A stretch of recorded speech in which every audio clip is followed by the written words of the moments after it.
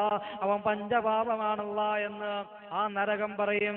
അതുകൊണ്ട് രാവിലെയും വൈകുന്നേരവും 7 പ്രാവശ്യം പറയണം, അല്ലാഹുമ്മ അജിർനാ മിനന്നാർ. അതറിയത്തില്ല എങ്കിൽ മലയാളത്തിലെങ്കിലും പറയണേ. മാത്രമല്ല 7 പ്രാവശ്യം സ്വർഗം ചോദിക്കുമ്പോ ആ സ്വർഗവും പറയുന്നതാണ്, ഇന്നയാള് സ്വർഗം ചോദിച്ചു തമ്പുരാന്, നീ കൊടുക്കടേ അല്ലാ, നീ സ്വർഗം കൊടുക്കടേ തമ്പുരാന് എന്ന് ആ സ്വർഗം പറയുമെന്ന് ആദരവായ പ്രവാചകൻ നബി മുഹമ്മദ് മുസ്തഫ. എത്രയോ ചെറുപ്പക്കാരെ മറമാടിയിരിക്കുന്ന പരിശുദ്ധമായ ഖബർസ്ഥാനാണിത്. എത്രയോ പൂർവികര്, എത്രയോ സഹോദരങ്ങള് ഈ പച്ചമണ്ണിനോട് ചോദിച്ചാൽ അവരും പറയും നിങ്ങൾ ചോദിച്ചോ, നിങ്ങൾ നരകത്തെ തൊട്ട് കാവല് ചോദിച്ചോ എന്ന് അവരും പറയും. അതുകൊണ്ട് സഹോദരങ്ങളെ, അള്ളാഹു നമ്മളെല്ലാവരെയും നരകത്തിൽ നിന്ന് കാക്കുമാറാകട്ടെ. ആ നരകത്തിൽ കത്തിക്കപ്പെടുന്ന ഇന്ധനം എന്താണെന്നറിയുമോ? ഭാരത് ബയോ ഗ്യാസ് അല്ല, ഇന്ത്യന്റെ ഗ്യാസ് അല്ല അവിടെ കത്തിക്കപ്പെടുന്നത്. അവിടെ കത്തിക്കപ്പെടുന്നത് എന്താണെന്നറിയുമോ? യാ അയ്യുഹല്ലദീന ആമനൂ ഖൂ അൻഫുസകും വഅഹ്ലീകും നാറാ. അവിടെ കത്തിക്കപ്പെടുന്ന എന്താണെന്നറിയുമോ? വഖൂ അൻഫുസകും, നിങ്ങളുടെ സ്വന്തം ശരീരങ്ങളെ നരകത്തെ തൊട്ട് സൂക്ഷിക്കണേ, നിങ്ങളുടെ കുടുംബക്കാരെയും സൂക്ഷിക്കണേ. വഖൂദുഹ അന്നാസു വൽ ഹിജാറ, അവിടെ കത്തിക്കപ്പെടുന്നത് എന്താണെന്നറിയുമോ?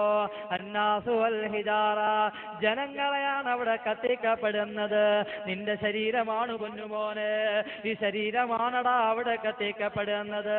ഒരു തീപ്പള്ളിക്കൊള്ളിയുടെ തീപ്പെട്ടിക്കൊള്ളി കത്തിച്ചിട്ട് അതിന്റെ സ്പർശം എങ്ങാൻ ഈ കൈയുടെ വിരൽത്തുമ്പിലെങ്ങാൻ ഏറ്റു കഴിഞ്ഞാ എത്ര ദിവസമാ കൈ ധരിപ്പിക്കാതെ നാം വേദനയോട് കൊണ്ടു നടക്കും.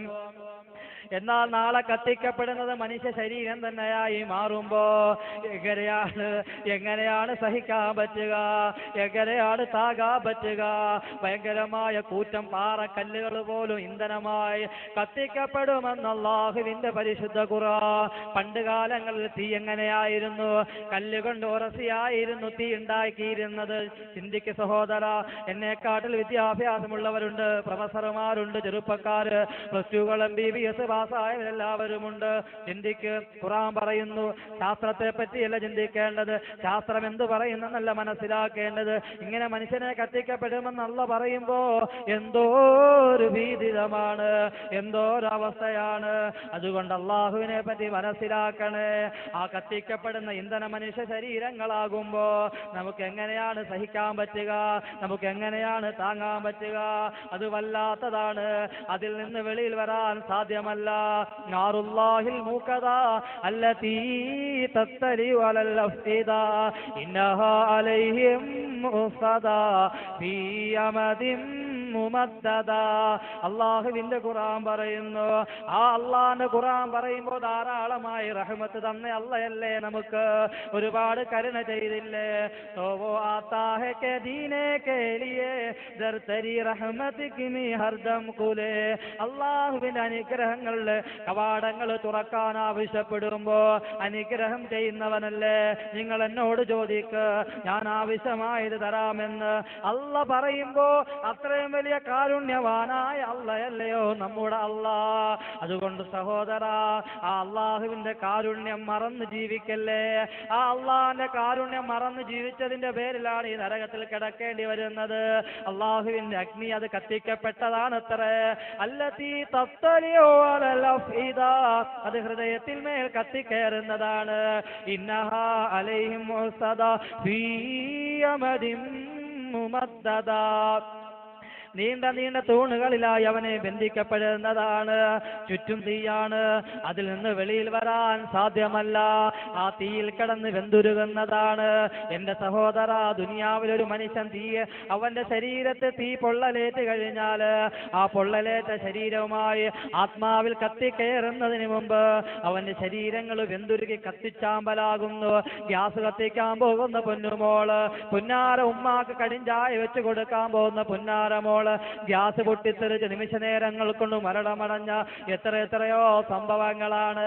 എത്രയോ ചെറുപ്പക്കാർ ഉറങ്ങിക്കിടക്കുമ്പോ വീട് ആരും അറിയാതെ എന്തോ ഇലക്ട്രിക് പ്രശ്നത്തിന്റെ പേരിൽ കത്തിച്ചാമ്പലാകുമ്പോ നിമിഷ നേരങ്ങൾ കൊണ്ട് കത്തിയെരിയുന്ന മനുഷ്യ ജീവിതങ്ങൾ പെട്ടഞ്ഞു മരിക്കുമ്പോ ദുനിയാവിന്റെ തീയിൽപ്പെട്ട് അങ്ങനെയൊക്കെ മരിക്കുമ്പോ എത്രയോ സഹോദരങ്ങള് വെന്തുരുകിയ ശരീരങ്ങളുമായി മെഡിക്കൽ കോളേജിന്റെ മോർച്ചറികളിൽ സൂക്ഷിക്കപ്പെടുമ്പോ നാളെ നരകത്തിന്റെ തീയിലിട്ടുകൊണ്ട് നമ്മുടെ ഈ പച്ച മാംസം ഇട്ട് കത്തിക്കപ്പെടുമ്പോ എന്റെ സഹോദരങ്ങളെ എന്തോരവസ്ഥയാണ്.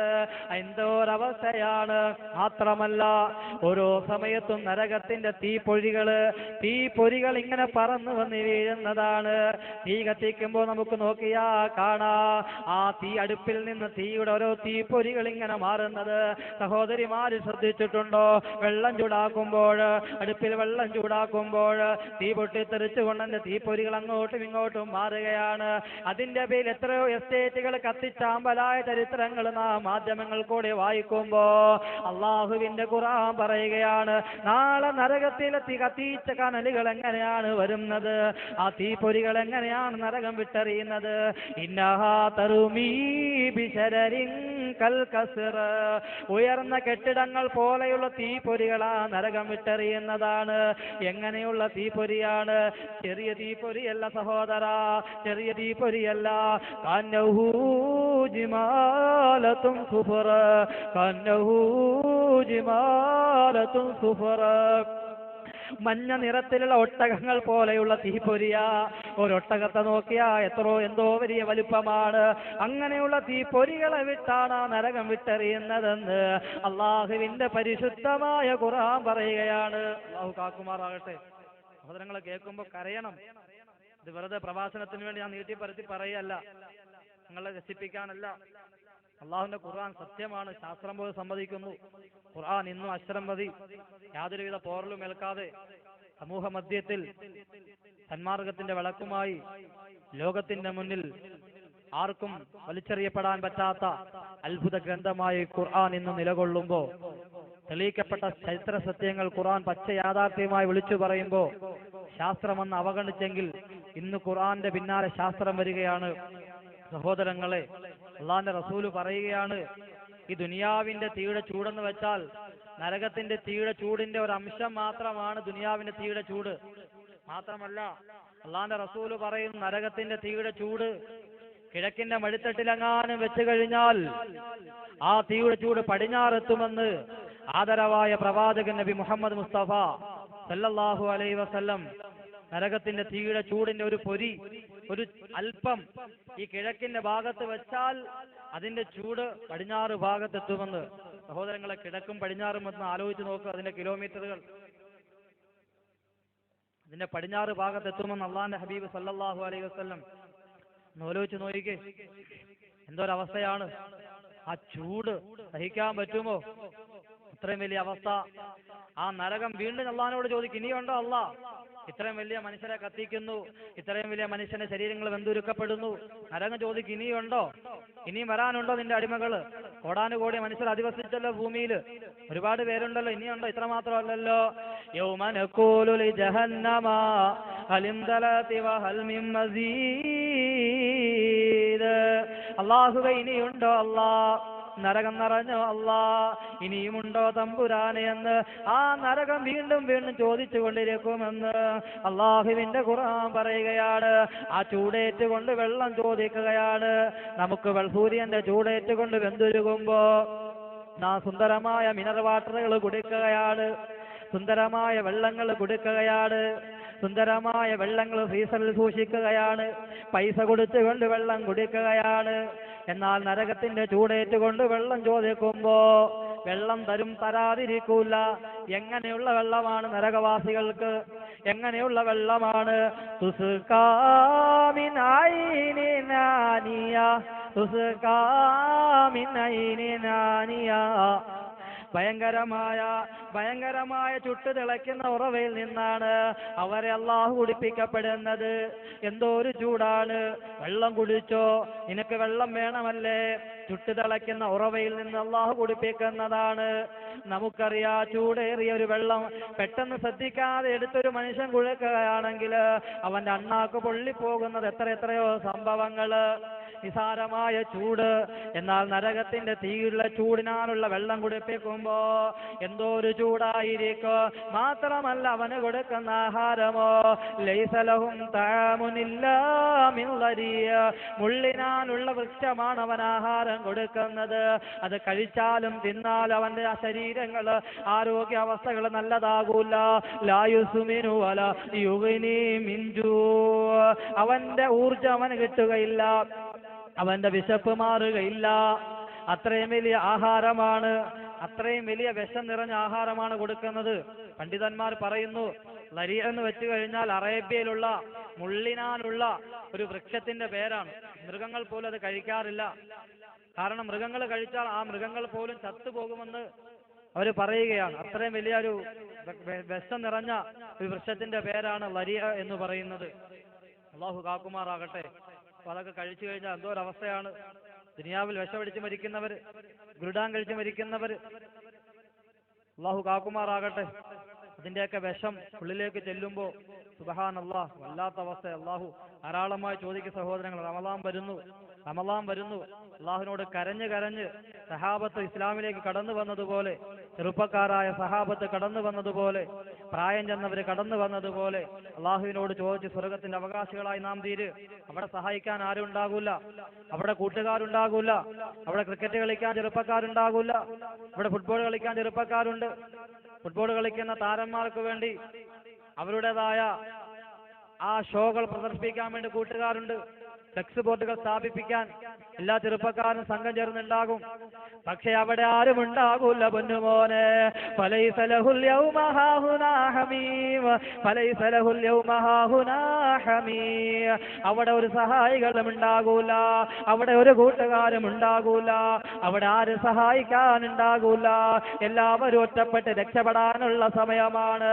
ആ സമയത്ത് അവന് കൊടുക്കുന്ന ആഹാരം എന്തെന്നറിയുമോ? ഇവിടെ ദുനിയാവിൽ വെച്ച് കൂട്ടുകാരൻ തളർന്ന് വീഴുമ്പോ മേടിച്ചു കൊടുക്കാൻ, വെള്ളം മേടിച്ചു കൊടുക്കാൻ കൂട്ടുകാരുണ്ടാകും. പക്ഷെ അവിടെ സഹായിക്കാൻ ആരുമില്ല.